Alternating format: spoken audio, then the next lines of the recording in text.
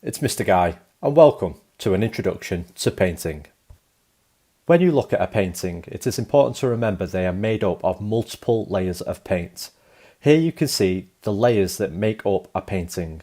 I have separated them so you can see how once these layers are placed on top of each other, they create a finished painting. When creating a painting, the best advice is to give yourself a rough guide.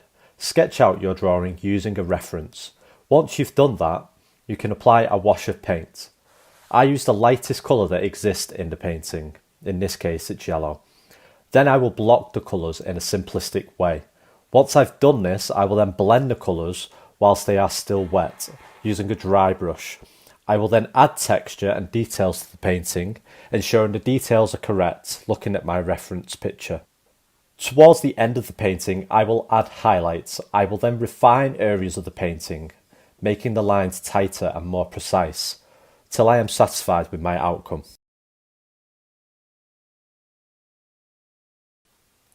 The process is again the same when using watercolours. Start off by applying a wash over the top of your drawing. Then I will block colours in place, and then I will start to be more precise regarding colours and start applying it with more paint on my brush.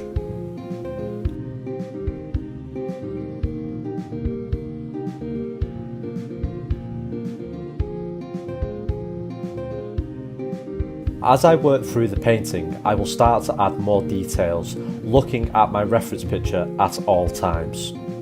When I am painting, I will be using different size brushes depending on what I'm trying to achieve.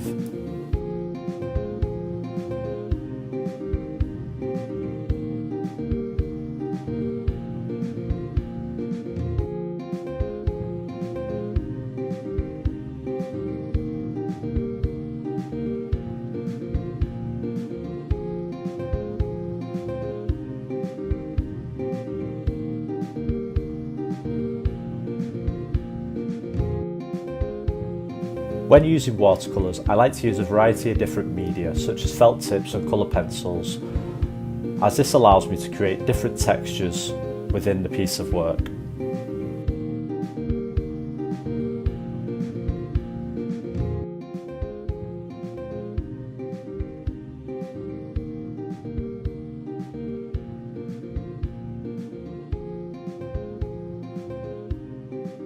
I will continue to refine the painting until I am satisfied with my outcome.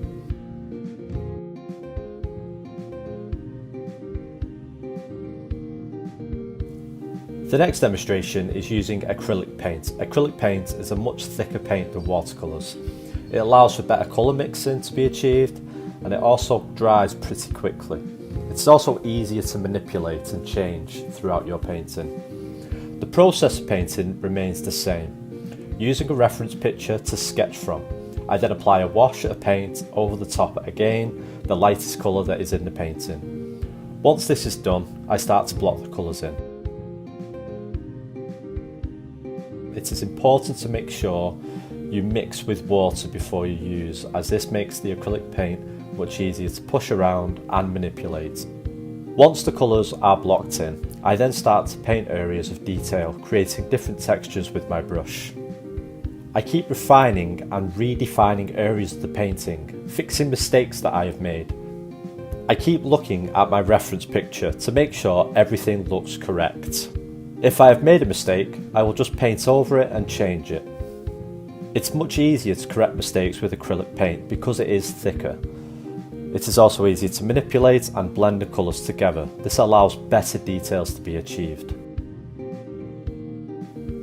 I will continue to work on my painting until I am satisfied with the outcome. If it's not excellent, it's not finished. Here you can see some previous student work. These were done at home and shows the excellent outcomes that can be achieved, but also the standard we expect everybody to aim for. If you have any problems, check Google Classroom.